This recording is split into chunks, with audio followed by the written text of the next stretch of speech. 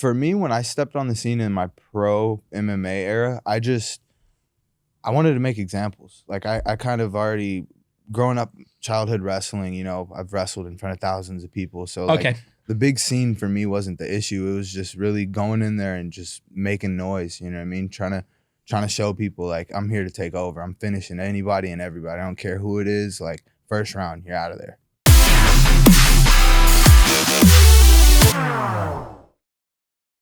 Unleashed with the Dingo and Danny, fueled by Monster Energy. Danny, how you doing? I'm doing fabulous. Excited to be here. Two-time Olympic silver medalist Danny Cass in the house. That's Brittany me. Palmer, how you doing? I'm good. Hello. Weather in California is cold and rainy today.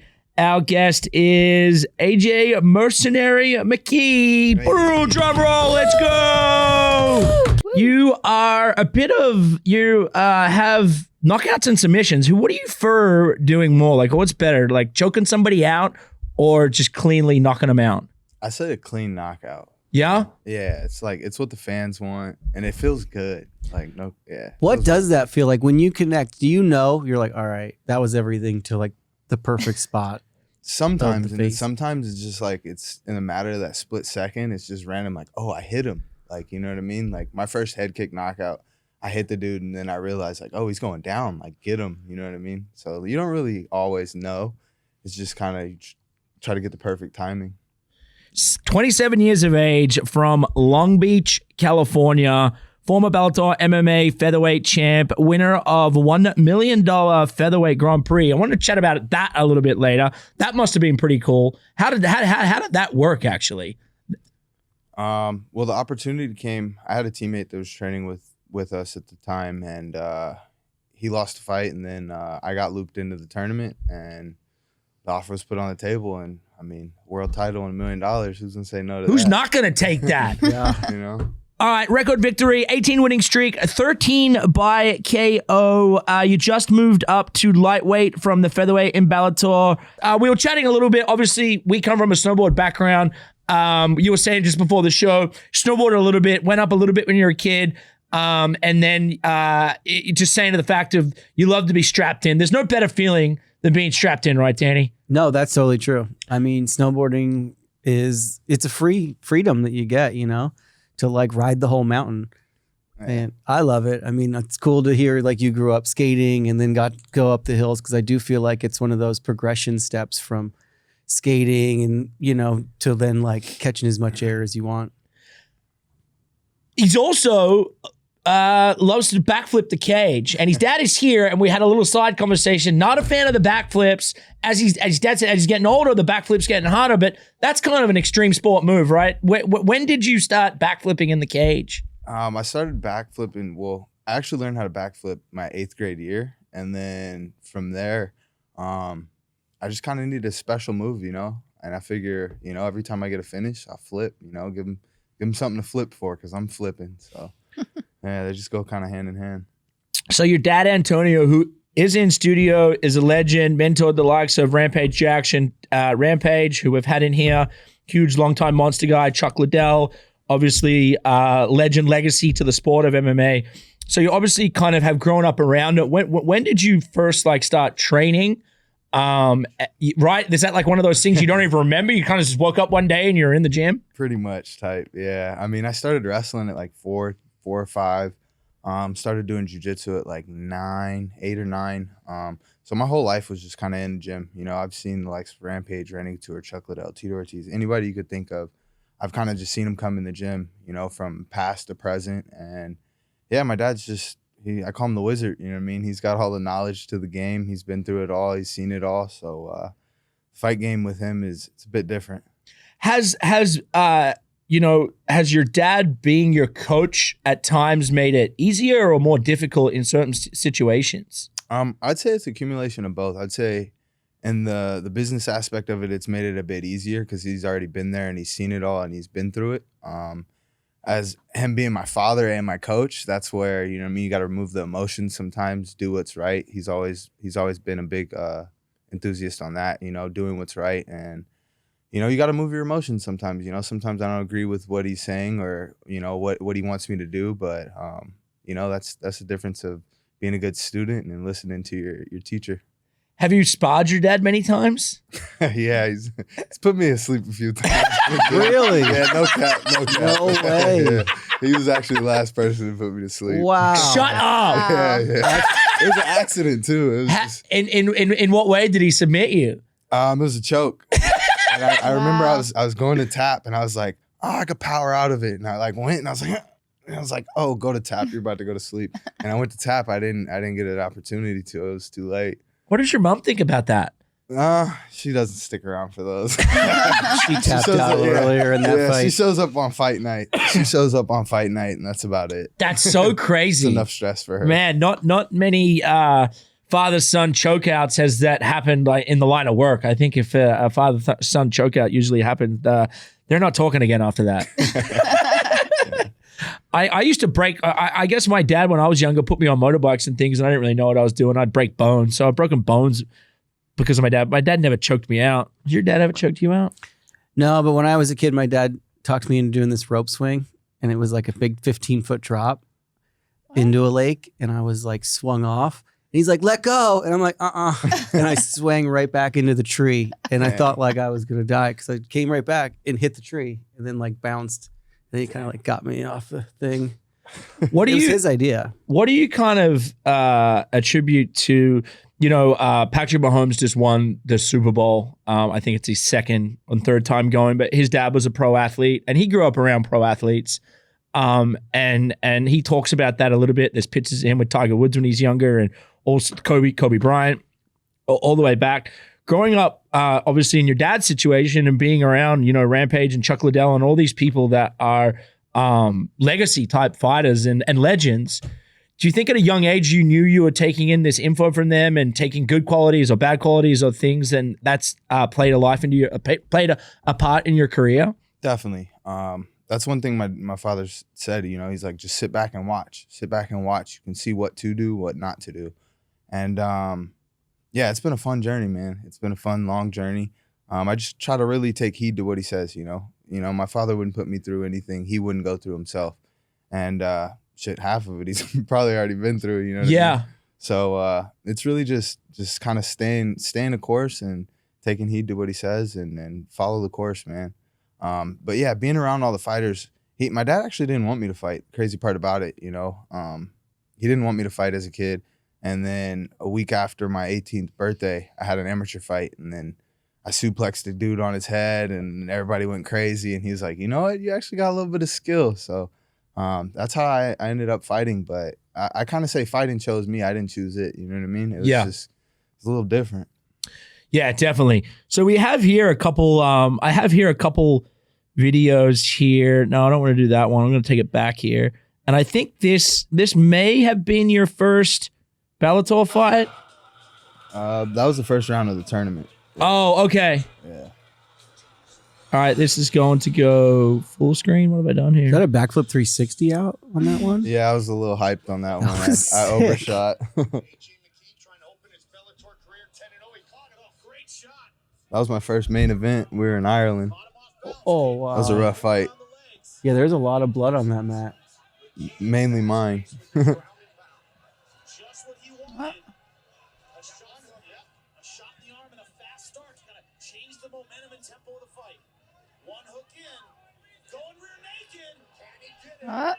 Yeah, that was a rough fight. And this is your first main fight, you were saying, in your first main Bellator fight? Yeah, it was my first main event. So it was a main event card. I went to Ireland to fight Brian Moore. There's that backflip. There's the backflip. Yeah.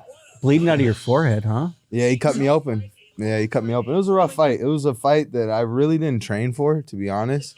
But it was a fight I signed the contract. I was like, I'm going to fight, And I don't know, just as a fighter, sometimes you get that itch and you need to fight, you know what I mean? It's like probably going to snowboard, even though your knee or ankle's messed up. You just gotta get that itch. And my dad's like, yeah, no, don't go fight. And I'm like, Dad, I need to fight, So my main thing for that fight was make weight. I went in, fought. First round was a good first round, put him in a guillotine. Thought I had him finished and then was just gassed. Second round was done. And then third round, second round he cut me. Elbow over the top, split my eye open. And I was just gassed the whole second. I was like, all right, this is it. Pops was talking to me in the corner in the third. I'm sitting there, and there's just nothing he was saying was going in my ears. It was just in one ear and out the other. And then I look across. I'm like, it's 1-1. Like, you're in his home turf. Like, go finish this fight. You know, go out on your shield or finish him. And I hit him with a left, and he dropped him. And I was like, oh, get him. You know, it's always that instinct. Yeah. That instant moment where your instincts kicked in, you catch him, and then it's just like full force. You go. Everything else doesn't matter. Yeah, how important is that though? Because I see a lot of like the big strikes, and then it's like the pounce to like really finish, like, because like, you can't just kind of take it for granted that they're out or not, right? Yeah, because some guys recover. You know what I mean? You can hit them. There's been a fight, like when I fought Campos, I was hitting the dude, and he was like, I feel like I'm watching his soul leave his body, and then he just comes right back too. You know what I mean? And it's just crazy. So you gotta be cognitive of your energy while you're in there too. You know what I mean? Because you don't want to just blow your wad, and then you're fighting 5-5s. Like, second round, you blow your wad, and it's like you're trying to finish the dude. You still got 3 more rounds. You know, so that adrenaline's everything. You got to be able to pace it and manage it. And then how hard was it going, like stepping it up into the big leagues? Like how much of a difference is it from being around a big crowd, national television, the whole thing from being, I guess, amateur into that point and then stepping it up? Like, what's the difference, or what's the mindset difference?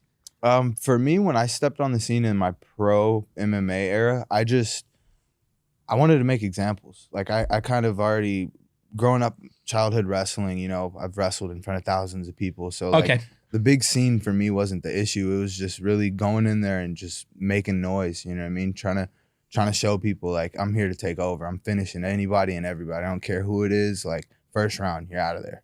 Yep. And that's something you strive for, correct?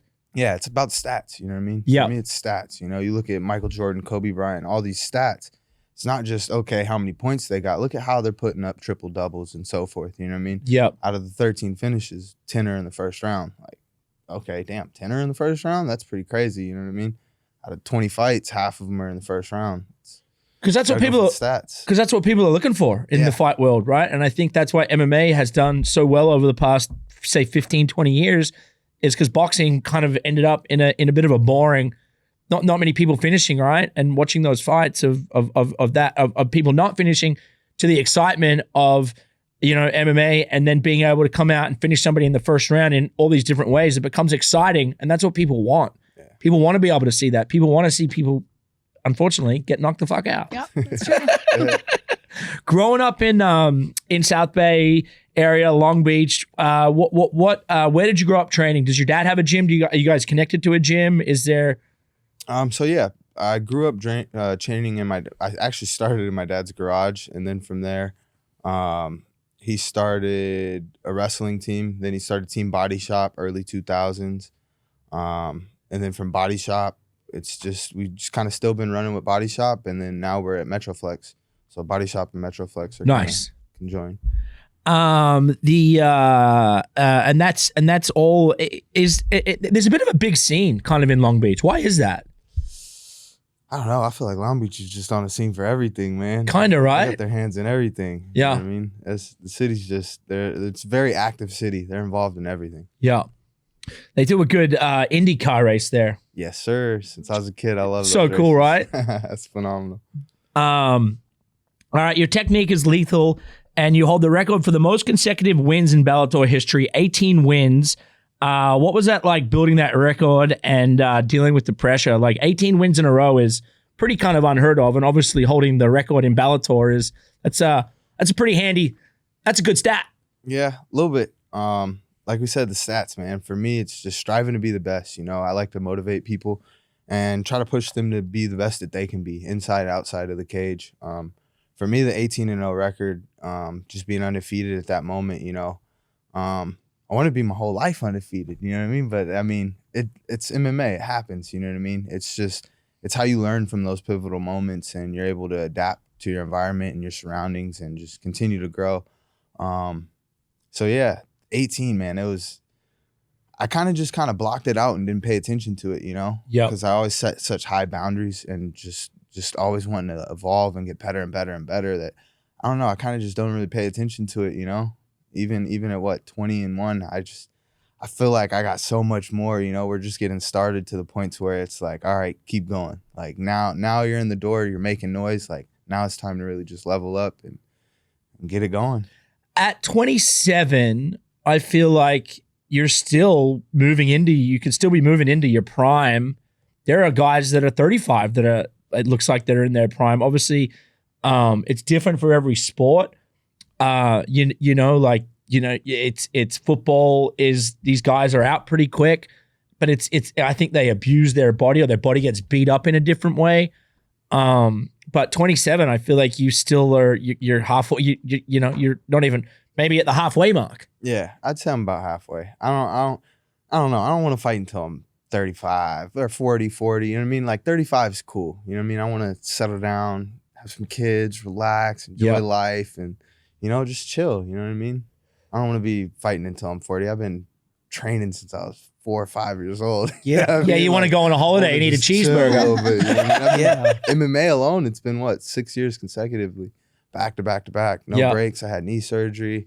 Got to get shoulder surgery, and it's like, nah, I'm good right now. You know what I mean? I'm gonna just keep grinding. I'm in the groove right now, so there's no point in taking time off unless you need it. You know? Right.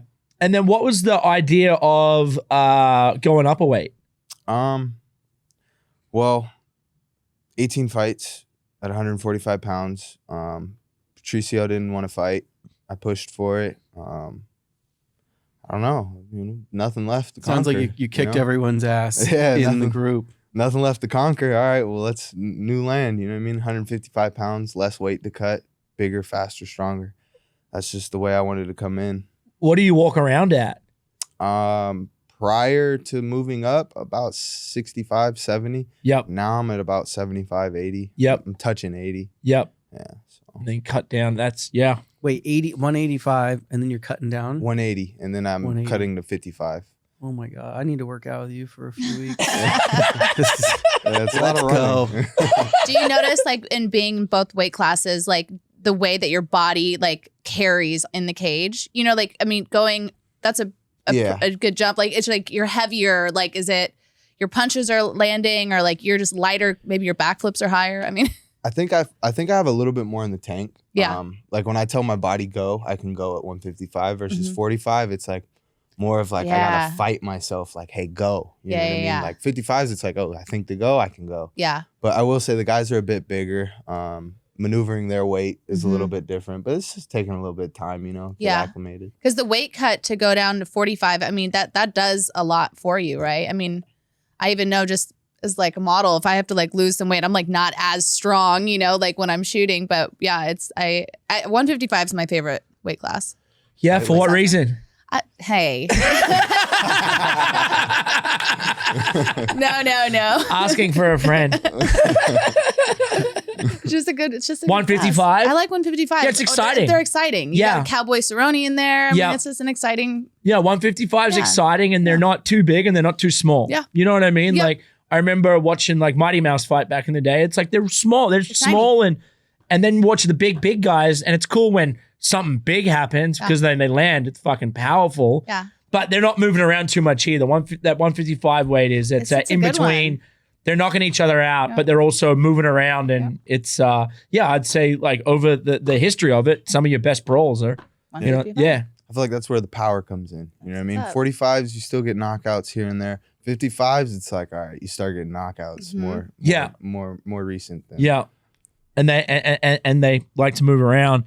All right, so 13 KOs. You pulled off submissions, basically in any situation, even on the defense.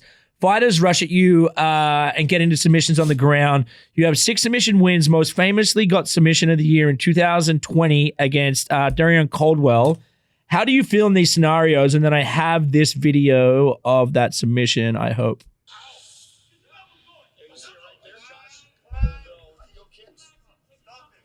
So right now you don't really look like you're in control. No, not too much. I'm just trying to control his wrist, make sure he can't really go anywhere. Once I got the underhook and I locked my hands, I was like, oh, I got it. So now you know you're in. Yeah, I'm just being patient. And what's getting squeezed? His head and neck right there, or his arm? So his neck is like tucked under my hip, but I'm like figure 4 in his body. You know what I mean? So it's like stretching his whole like side out. It's like a neck crank. because like your arm's going over your head. You know what I mean? That was cool. How you just kind of like grab a few of the fingers to bring it in. Yeah. It's like a rear naked. You just tighten it up a little bit. I don't know. As a child, I used to wrestle and I would do chin whips. Yeah. And I would always end up in that position and I'd get thrown to my back and I would lose wrestling matches because I'd get pinned and my dad would be pissed. Like, stop doing that fucking move. But in MMA, you know what I mean? You can turn it into a shoulder lock and you figure for the body and it keeps them locked so that they can't roll. Because technically, the second you get the underhook, if they roll, that's the way out of it. But if you figure for the body, you triangle the body, they can't roll. So, yeah, just little techniques. Yeah. Learning. When you're getting ready for a fight, like, do you and your dad, do you watch your opponent? Like, do you like go through tapes like endlessly, or how is like the preparation for a big event? I don't really watch tape. My dad does, Yeah. and then he puts together combos and what we need to work on, and then he just tells me. And did you ever watch tapes, or is it like something, does it give you anxiety or? Not really. I Not just really. don't care. Yeah. Honestly, That's your dad's I'm just trying job. to go kick people's ass. Yeah. Like, yeah. I just like to fight, you know. Mhm. I trust in my dad, his coaching, his just what he knows I need to do. You know what I mean? He's so seen far every he's been style. doing. Yeah, so I just follow, you know. Yeah. Trust and listen. Who are your biggest like influences or people you looked up to for style or technique or? I would say biggest influences. We learned a lot from Anderson. Anderson Silva was a big influence, but for the most part, my dad created my style. You know what I mean? We just kind of sat back, watched, and wanted to give the fans what they wanted.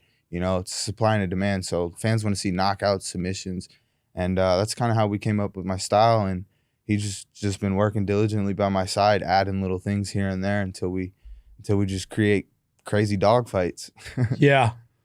And it's one of those things, right? It's having it all up here, and then even going back to that first fight you were talking about when you main Bellator in a different country, have it all prepared, get in the octagon, and boom, all of a sudden you get hit and everything goes out the door, and you've got to continue to like recompose yourself. And that's probably like I would say the hardest thing in fighting, right? Like I did I've done like a few weird charity things, and then as soon as I get punched in the face, I'm like, God damn it, fucking This is real. yeah. You're like, okay. It's almost like a game of chess, right? Like you have to think of like, if they do this, I do that. If I, you know what I mean? Like you have to have so many plays in the back of your mind. And like you said, when you get hit, it kind of goes out the window. You're like, oh, well. Yeah, game plan always works until you get punched. Yeah. Does it like increase your aggro in the cage though? Like when someone lands a good hit, does it like fire you up or? Yeah, I always try to be cognitive of what they did and why they did it. Like, okay, I know a lot of people, they'll get hit and they're like, all right, now I got to get one back. Okay, let me see why I got hit and let me figure out why. And then I can go back into, let me get mine back. Mm-hmm. But yeah, it's like chess, you know what I mean? If you lose a piece, you don't want to just go take a piece because that'd be a setup to get a bigger piece taken, you know what I mean? And yeah, it's chess, not checkers for sure. A question on the chat. They said, what did you want to be when you grew up? Was it always a fighter? Yeah, professional fighter. Yeah. Well, what do you want to do after? You said you don't want to go past 35. What are you going to do? Honestly, I want to race cars. Okay. You do? Yeah. Wow. Whoa. What kind of cars? I want to race cars, Indies, F1. F1's obviously a dream. Right. Like, do you know how much time goes into doing that? Oh yeah. Yeah. So. But that's a good growing up going to the IndyCar racing. There's a start there. Did you ever race go-karts? I was at Go-Kart World a lot as a kid. I've been to K1 a few times. Yeah, I've been in some Same thing. go-karts. Yeah. Yeah. Nah, but hey, man, racing cars is something you can do until you're very, very old. So that is a great way to start something at an older age, or when you're kind of retired at doing this and move into something. That's something you can do for a long, long time. Car racing is cool. You know, obviously here at Monster, we support F1 and NASCAR, and it's really cool going to those races. Danny loves NASCAR. I was blown away at my first NASCAR. I never knew what it was really all about until I went to Daytona 500. And it was so exciting, especially the last like hour of that race. It's just like, whoa. Intense. It's intense. It's at night. Cars are going. They're starting it over again. It's like, how many laps until they all can make it around once to like get the race going again? But I feel like that would be one of the most like exhilarating sports you can, you know, find yourself in outside of, just physical, what your body can do. Yeah. Hell yeah. I just seen Andy Milanakis in the chat, which is pretty fucking cool. Shout out to Andy. See you in there, brother. Longtime old friend of mine. If you know what we have today, when you're done, they're revealing the new NASCAR Beast cars here today. So maybe if you have time, you can run over there and check out that NASCAR, and maybe if you're lucky, they'll sit you in the seat. We always make time for cars. I know. I feel like that one. that's something Monster should do, or at least all these like NASCARs, is just like put one guest celebrity sports star in each one of these races. Your dream can start today, dude. Yeah. I'm playing my emotions now. Man, they go quick too, man. Yeah. It's crazy. Like sitting at the 500 or whatnot, and these cars like barrel by, the ground's like kind of shaking. Yeah. I can only imagine that firsthand, dude. Jeez. Yeah. And then do you follow the F1? A little bit. Yeah. Yeah, a little bit. I've been getting into it a little bit more recently than previously. Yeah.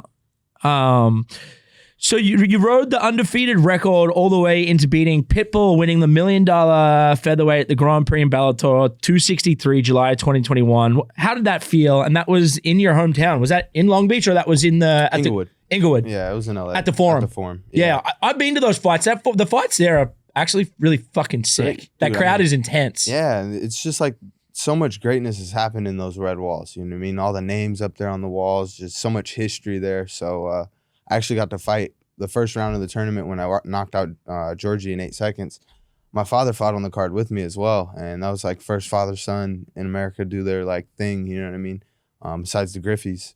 Wow. Yeah, so that was probably one of the most remarkable moments. And then coming full circle to winning the world title and $1 million there was just like, just having all those people there in that moment for me, it was surreal, man. The energy was just electrifying that entire night. I'll remember that for the rest of my life for sure. That's awesome. So I'm sure you've heard this question before, but what do you do when you win? It's the first thing you do when you win $1 million. Go spend it. You gotta spend it before they try and tax it. Yeah. Right? Sorry, there's There's a like a Ferrari. rule. There goes $500,000. The smart way is pay your taxes first. Really? My way, go buy a car. That must have been a cool in your hometown too, to be able to just get back in the car and drive home. Yeah. Dang. Yeah, it's phenomenal being right there. You know what I mean? Go have a nice dinner with the family next night. Yeah. And just chill out. And Antonio is in here, so shout out to him. He must have been so proud. Like that's a moment there where that's full circle on. And he fought on that card that night. The first round, yeah. He first did. round of the tournament. Crazy. Yeah. Because your dad looks really young. He was just back here. We may be able to get him to pop in here for a second. I think he's back in the green room, but he looks young. 53. Yeah, he's looking good. Shit, actually a couple weeks. Yeah. Birthday, yeah. No, that man's looking good. AJ, you do have pretty sick hair. Have you ever got it really long? I'm working on that. So when I was a kid, I used to have hair down on my butt, and then everybody used to think I was a girl in wrestling and tournaments and stuff. So and it would get pulled on, so I just cut it. Yep. And then my 5-year-old little brother has long hair, and my 16-year-old brother has long hair as well. So I was like, I think I'm gonna just grow it out again one last time. Yeah. So I'm in the growing it out stage right now. Have you ever thought about doing like movies or cameos or anything like that? Yeah, I've done a few. You actually. have? I've done 2 movies. Yep. Yeah.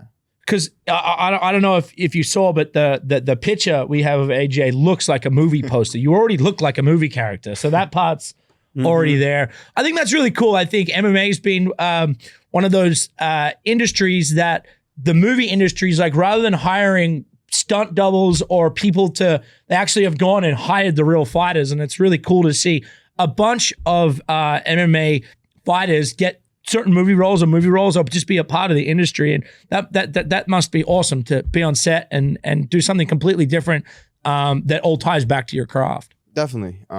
Especially just because everybody sees you as a fighter. It's like, oh, you're this rough, aggressive person. Then you get to just open up a different aspect of yourself and act. You know what I mean? You can become a character just completely different. You know what I mean? And that's what I like about acting.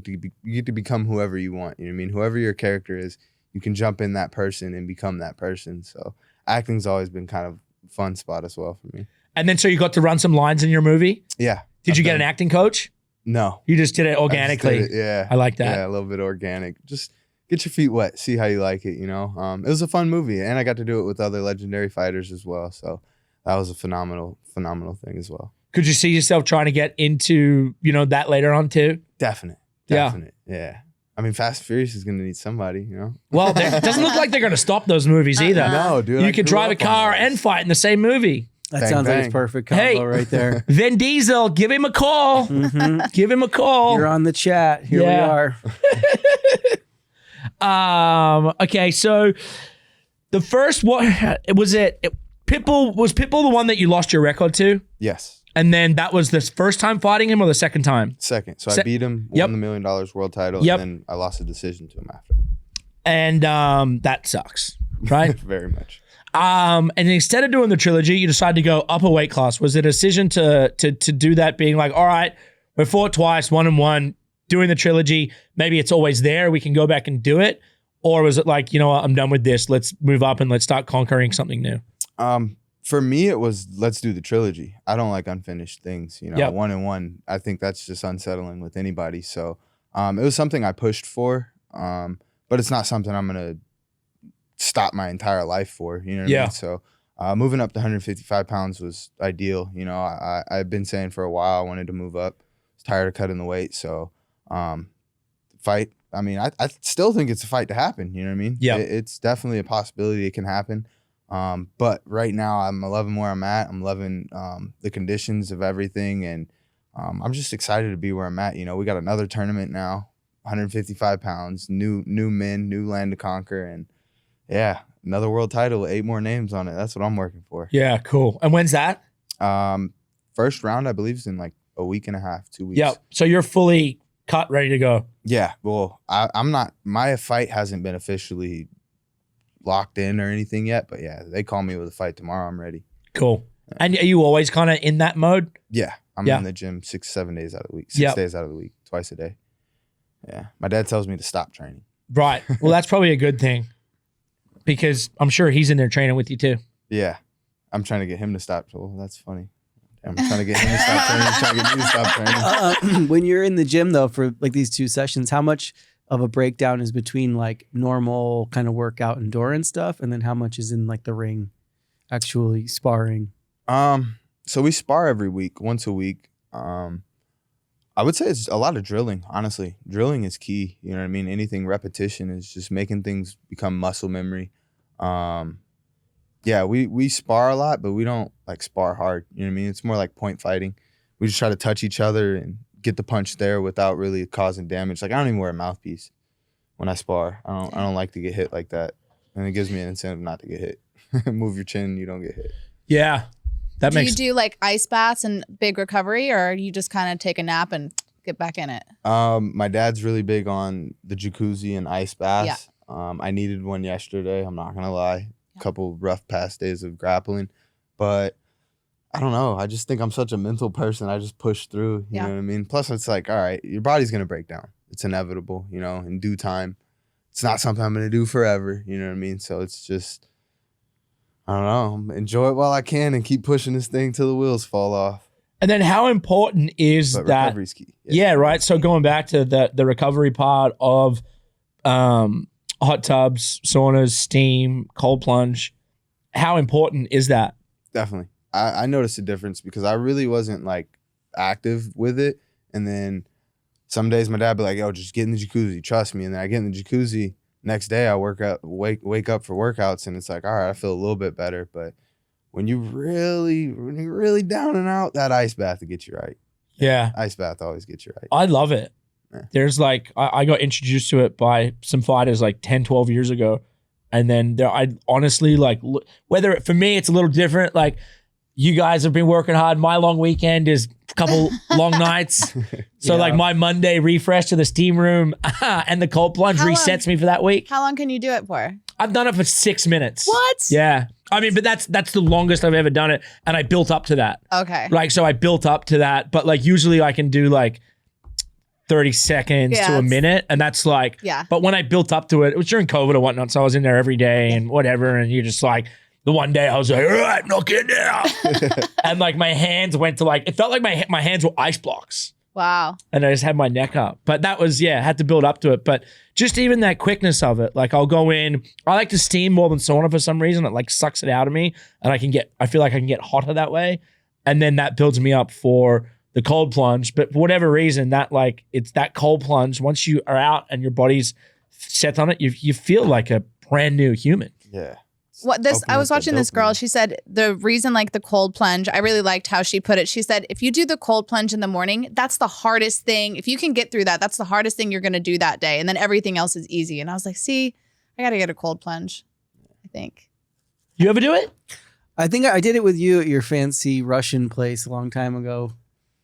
You came to Voda Spa. Voda. Yeah. I like it. I mean, I'm definitely, I think for sure stretching and sauna's pretty good, but I've never really liked cold plunge therapy as a reactive recovery. Right. And then I don't know, it's cold. Wakes you up. I do snowboarding, so I'm like, I don't want to be any more cold than I normally am. Yeah, that makes sense. And then how important is stretching? Key. That's key. Right. Yeah. Especially in fighting. If you're limber, you put your foot behind your head, pull triangles off at any angle, arm bars. Being limber is key for sure. So you won your first 55. Did it say go to decision here? I can't really. No, Yeah, it was a decision. it went to decision. How did you feel in there? Honestly, I was a bit gassed. Dude was a bit bigger, straight up, like 10 pounds should make a big difference. Yeah, did those punches hurt a little more? He was eating them. Really? He was eating them. I didn't really get hit that much, but I felt, I don't know, like just grappling wise, I tried to go for like a little wizard hip toss. He didn't move. I was like, oh shit, you're in trouble here. It's just certain little things are a bit different. But I think just getting adjusted, the range on the feet's a little bit different. But yeah, no, I don't think I'll have a problem at 55s. It's just range on the feet's a little bit different. You know what I mean? Fighting littler dudes versus fighting taller dudes. You know what I mean? Everyone is now about 5'11", 6 foot. Yep. And then, because sometimes they can be tall and skinny with like a long reach, or they're short and stocky with, a little reach. Yeah. I got a question. So when they do the weigh-in for like 155, how close to the fight is that? 24 hours. 24 hours. Okay, yeah. So you can't show up So like fight Saturday, you Okay. weigh in Friday morning. Yeah. And then how much weight can someone put on in 24 hours after cutting all that weight? So California is doing regulations to where you're only allowed to gain, I believe it's like 10 or 15% of your body weight. Mm-hmm. Other states, they don't give a shit. Yeah. Like the dude I fought, Spike, he came back 185 from 55. The next day, he was 185. Wait, where did it go? I'm just waiting. Really? He showed up at Dude 185? showed up 185, bro. Is it like the same dude or? That was the same dude. He was just a lot wider. So he just like bingy. What happened? Just a lot of water. I mean, like my Water weight, go-to, yeah. my go-to is I go get a tomahawk from the nicest steakhouse around. Grab a nice tomahawk, eat that whole thing, snack on it throughout the night. A couple gallons of water, some Pedialyte. Yeah, So you're showing up a good 5 to 10 pounds heavier too. 10, 15, yeah. Wow. Yeah, I'll be like 170. Easy, 170. I don't want to be more than 75. What's your diet leading up to the fight? I'm a big meat eater. Yeah. I love steak. So, I love steak, fillets, chicken, spinach, greens, everything. Usually eat clean. Clean. Yeah. Clean. But I get carbs now, which is cool. I get potatoes and Yeah. stuff. Before, none of that. Nothing. Egg whites, fucking spinach, it's way stricter for 45s. And then that's just on your mind, right? Like you've got to does it get like eating that like on day 13 of the same shit? I think it's that on top of like the workouts and then how much work you're putting in. It's just like, I want a damn Snickers, dude. Like, you know what I mean? Like, and you can't do it. You know what I mean? You want that little cheat meal and it's like, you really can't do it because it's like, you don't think it adds up, but do that once a day, every day. It adds up at the end of the week. You know what I mean? Yeah. So just 55 is a little more less discipline, just eating more recklessly, I would say. Yep. Better proteins. All right. So what we had, bulkier, Yeah. nicer. Yeah, bulkier. Works out. More to love. Keeps you warm in the winter, dude. Mm. We have the top 10 fight finishes here, and here's your number one. So we're going to put this on the screen, and we're going to run this back. The bell in round one. AJ McKee, southpaw. It's so funny because I told my dad, I was like, yo, I'm going to go get Bellator's fastest knockout. And I was like 2 seconds short. Backflip. Oh, so you didn't get the fastest knockout? No, I was 2 seconds short.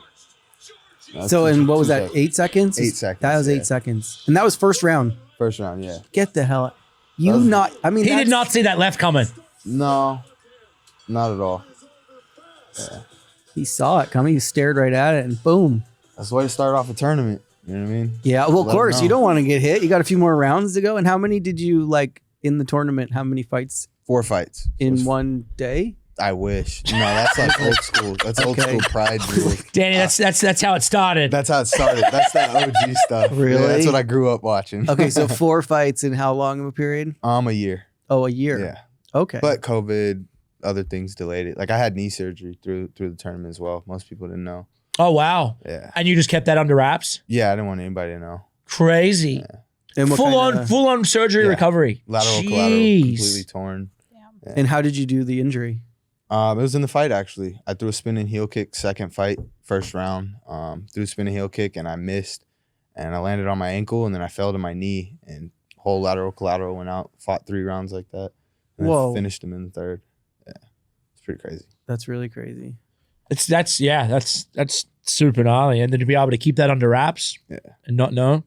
Oh well, I knew. No, I knew. Not you. I'm talking to anybody else, Oh, yeah, especially your yeah. opponent. Yeah, no, Knowing I you had didn't. knee surgery and coming out of knee surgery in that world, I feel like is just go out and kick his knee. Yeah. Well, COVID blessed me up, honestly. How did you deal with? How was your experience, or how did you deal with COVID? Obviously, it was it was kind of a halt for a lot of people, and then smaller arenas or smaller type things. How was your experience? It was rough just with therapy and stuff. I had to do a lot of therapy and stuff at the house. Wasn't like really out. A lot of people weren't out and about at first. But as far as fighting wise, I enjoyed it. You know, I enjoyed not having a crowd and arena. I feel like it made it 10 times more technical. It also made it about how bad do you want it? You know what I mean? There's no crowd cheering you on. You Nah. know? It's how bad you want this type stuff. It's almost like you're in the gym sparring. Exactly. You can hear the other corner talking. You hear the slaps louder. Yeah. So I feel like it made it a bit more technical, but some people thrive on the crowd. You know, I thrive on the fans, the crowd. It's just a bit more technical, but yeah, COVID was rough. You know, I had full knee surgery. You know, it wasn't something easy. I don't think it was easy for anyone, but we made it through it. Yeah. And then other injuries that you've had like through fighting, like is your body still pretty intact apart from the knee surgery and everything else? Yeah, I mean, I've broke my hand early on in my career. Knee surgery by far was the worst though. I've fought with a broke hand. I've fought with a messed up shoulder, but knees are nothing to play with. Yeah. Like nothing to play with. So yeah, as long as my knees are good, I'm good. You know what I mean? I could fight with a broke hand. I could fight with anything else. But yeah, my body's healthy. You know, I don't really have any injuries. There's the Bellator Grand Prix coming up, lightweight. Are you looking to possibly go in that and try and win another $1 million? Oh yeah, it's already locked in. Yep, locked in. We're locked in. Dang. Full send. It's going down. But now you're just up a weight class. Yep. Sick. Yeah. Man, that's going to be nice going back into. I don't think I haven't heard of any other fight for $1 million. That's the first time I've heard of that. So that's really cool. Yeah. The cool thing about the tournament as well is like, so Patricio's brother was the 55-pound champ, Patricio, and that's who I get first round. So Oh, wow. yeah. So it's like a whole little family feud. You know what I mean? We got the whole little tension, everything building up. I told him we were gonna make it a family affair. So it's like, yeah, I whooped your brother. We're 1-1. Now it's like I got the big brother on the line. So it's gonna be fun, man. I think it's gonna be an exciting tournament. You got undefeated Usman in there. You got Benson Henderson in there, who I've been watching for years. But yeah, it's gonna be a fun tournament. And then where are the tournaments? Are they all in one place or it's all in different locations? All different locations. Probably hopefully get out the country. I love traveling, so get out and about. You never really know, you know? You never really know where they're gonna do it. Your first main win you said was in Ireland? Yes, my first main event. Correct. Yeah. And then how do you find going to a new country or training and then having to go reset up in a different country or reset up in a different time zone, I guess, because you're so strict on time zones here too. Yeah, the time zones are mainly the same. The main thing that you want to get acclimated to. I think it takes about normally 3-4 days to to get adjusted to the time zone, then your body's like actually adjusted. So yeah, I usually just fly out a little bit early, but I enjoy going to other places and fighting in other countries and other people's backyards. Like for me, that's the motivation. You know what I mean? Like, all right, I know I'm coming to this backyard. This is all your fans, all your people. Like, I know what I'm coming to do. I'm destroying this party today. You know what I mean? It's just, for me, it's just that little motivation. You know what I mean? Yeah. Sick. Did you used to struggle like traveling all over the world in different places? I mean, for sure, like jet lag's a real thing, you know, because you get there and you wake up at like 3 a.m. and try and like can't really go back to sleep. But I mean, for us, yeah, like same thing. We'd kind of like go try and get there a few days earlier to like acclimate or whatever. But definitely like you got to fight off the day nap, you know, where you're like, oh, I think it's time to sleep. That's probably the hardest part. Yeah. How'd you get your nickname? The Mercenary? Yeah. We sat at home, and honestly, it was just the family and I kind of brainstorming, you know? We were like sitting back thinking about like, what are you going to be? Be a spider? No. You want to be this, that? We were coming up with all kind of different things. And the name Mercenary is like, well, you love your guns. You're like a contract killer. You sign the contract and you go take out your opponent. You know what I mean? That's what you do. You know, you're the mercenary. I like that. That's where it came about. I like that. You like shooting? Oh yeah, I love shooting. Do you hunt or just like range shoot? I haven't been hunting yet, but I've just a lot of range shooting. Yeah, that's cool. What's kind of next? Do you want to stay Bellator? There's been a few Bellator guys go over to UFC. Is there like something else you want to, in the fight game? Is there like what's kind of next on your radar after this 155 like kind of run you do here? I'm not sure, man. I'm happy where I'm at. I'm loving it. Bellator's my home. Yeah. I've been homegrown with them since day one. So we got some things figured out. We taking care of business, and I'm happy with where I'm at. I like what Chandler's done. Happy for him, his new path. He's ending his career. He's going over to UFC, making a loud noise for himself. So hats off to him. Congrats to him. Yep. But yeah, I'm happy where I'm at. There's no need to rush anything or any other place. Yeah, I'm happy with Monster. I'm happy with Bellator, and this is my home. You know what I mean? There's no need to think about outsourcing or go anywhere else if you don't need to. I'm loving what we're doing here. Well, we love that, and we love you here at Monster Energy. I'm trying to see what's going on in here. All right, I don't know about that. Macau, did you know that dolphins give milk? Did you know dolphins give milk? I feel like I've heard that before, but no, I didn't know that. I heard they were really sexual. Yeah. You've obviously spent a lot of time in the ocean, right? Animals. Mammals. Not much time? A little bit. So I don't like being in water. I can't see what's in. Because there's sharks in there. We go to Hawaii, I'm solid. We're in like Long Beach, Huntington. I don't know if I'm getting in the water today. Yeah. Yeah, I've actually witnessed a dolphin orgy. What? Yeah, they orgy. They're very sexual. Where? You Is should, this in yeah. See, Malibu? Brittany all of a sudden likes dolphins more. I love dolphins. Was this in Malibu? Yeah, it was. It was at my old house. Wow. Yeah. I went out there, all I saw was sharks. Yeah, Danny, every time he'd come into my house, he would go paddleboarding and he'd come back and he's like, I just saw a shark. And I'm like, Yeah. I'd been living there. I never saw sharks. Are you sure it was a shark? They were thick, man. They looked like freaking, almost the size of this table, but like stocky, like a Pitbull or something. And they're just like swimming under me, like 3 or 4 of them. No way. Because he told me to go like check out this rock. So I go all the way out there and then I'm thinking, well, what's swimming next to this rock, And then sure enough, there was all these. That's scary. Yeah, these You always like got to look big for fish. the sideways. If it's going sideways, you're in trouble. Up They and were- down, you're good. No, it wasn't going up and down. He said it was no up was and down. not going up and It down. wasn't? Yeah, it was No. a shark. Oh, I just got informed that dolphins are mammals. I know. My bad, Megan Champ. I'm clearly not that good with ocean things. Yep, though they are the horniest mammals out there. That's weird, huh? And they're safe. They're in the water. You're safe. That's what they say, right? That you're safe if you see dolphins. Really? Yeah. Unless they're swimming away They're from a fed giant up shark, sharks. Right. and then you jump in the water with them. I don't know. What is your favorite food in the LBC on a cheat day? My favorite, like just overall, Mm-hmm. Roscoe's, man. Come on. Roscoe's? Roscoe's is it. Roscoe fried chicken, Yeah, chicken and waffles. chicken Yeah, and waffles. Gotta have waffles. It is a good combo. Yeah. Going back to your spinach diet, how do you do all this spinach? Like, how do you cook it? Is it sautéed? Is Yeah, it steamed? sauteed. A little bit of mushrooms, Is it garlic. raw spinach? Yeah. So Toss it everything. in the pan. Just everything. With butter, yeah.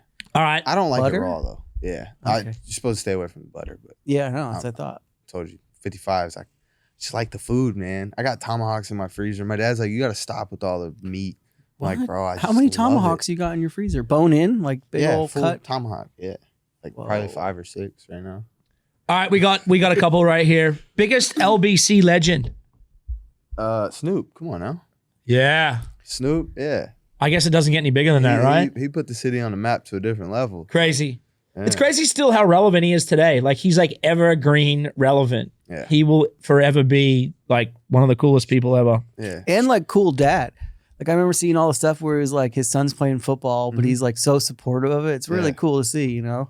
Yeah. So my cousin and I actually played on Snoop's youth football league, Compton Vikings. So yeah, he was his MVP, all-star player, and so forth, many years. Yeah. That's super cool. Most deadly submission technique. I would say front headlocks. Yeah, front headlocks are key, man. You get around somebody's neck, that's a game changer. Always. Yeah. Most unstoppable MMA fighter right now. Most Unstoppable MMA fighter. Yeah, I like that. Like it's like that's what you're supposed to say. Yeah. Right? Greatest MMA fighter of all time. technique-wise, I would have to go with Demetrius Johnson. Yep. Bro's a dog. It was one that, like, from flying arm bars, like everything. Yep. Striking-wise, he's MVP for sure. What about weirdest technique? Weirdest? Tony Ferguson. Yeah. Ferguson. He's a strange guy.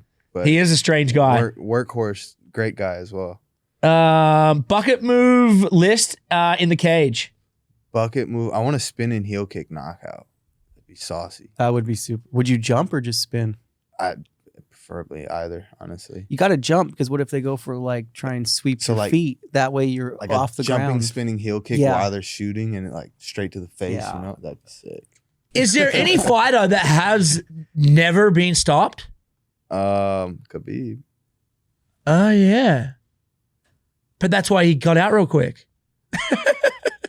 Please fifth. I mean, I would want to stop. We've already touched that though. 55 is probably one of the most stacked divisions. Yeah, 100%. Since the Yeah. beginning of time. Yeah. It's been the division for the action in mixed martial arts. Yeah. It's the middleweight of knockouts, power, submissions. You got it all. You know what I mean? That's literally the weight class. So, I mean, what was 29-0? Still, that's Yeah. absurd. 29 wins in a row. Gnarly. Yeah, it's hats off. And like took like a whole continent on his back. Facts. Facts. A big one at that. Yeah, you know, man, those days were weird. Like the whole when Connor and him got into the middle of that, Oh that my was some gosh. weird shit to watch. Yeah.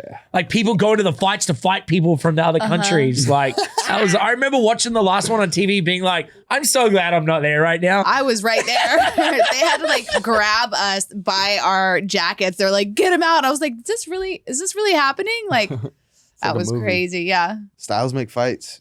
And I will say styles make fights. And growing up wrestling, you would see the weirdest things. So like it was Zaid, Anthony, these are wrestlers that I grew up with, Aaron Pico.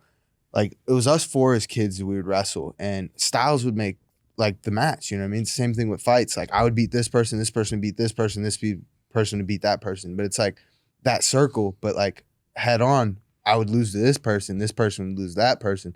It's like, how does that work when this person beats that person? You know what I mean? So styles make fights. And I think Ferguson, his style is he's just all over. You know what I mean? It's a bad style for Khabib, I think. Yeah. It's one of those what ifs. Yep. You know what I mean? It's a fight everybody wanted to see. Yep. I would have loved to have seen that. That would have been a banger, I feel like. But yeah. Who's the one person you wish that's on your to-do list? For me to fight? Volt. Yep. Honestly, it was Holloway. That was my dream fight for many, many years because I watched Holloway just obliterate people since I was a kid. And he held down the 45-pound division for many, many years. But the way Volk has came in over the past year or two and kind of just took over the scene a little bit, yeah, I'd love to spank on him a little bit. Cool. I think it'd be a fun fight. You know what I mean? I like that. Yeah. AJ, we fucking love you here at Monster Energy. And good luck with, obviously it's working out. Good luck in the 155. We're all hoping you win another $1 million because then you can take us to dinner. That's right. And Where are we going? where are we going? Yeah. Roscoe's. Say less. After I witness, we going to Roscoe's. Yeah, chicken and waffles, dude. Yeah. It's just we're gonna order a lot of chicken and waffles. We're gonna shut it down that day. Which location? Long Beach, of course. Long Beach. Yeah, he said Long Beach. That's why I was like, if Yeah. I'm gonna go to a LBC. go-to spot in Long Beach, it's got to be Roscoe's. Yeah. I'm trying to think. I've only ever been to the one in Hollywood. Really? I got to step my game up. I got to come to Long Beach with you and eat at your local one. It's pretty fire. All right. Thank you, man. Good luck with everything. Thank you, everybody. We will see you next time. On Unleashed. Is that your sign out? Yeah, that was pretty good. Hey, you did good, dude.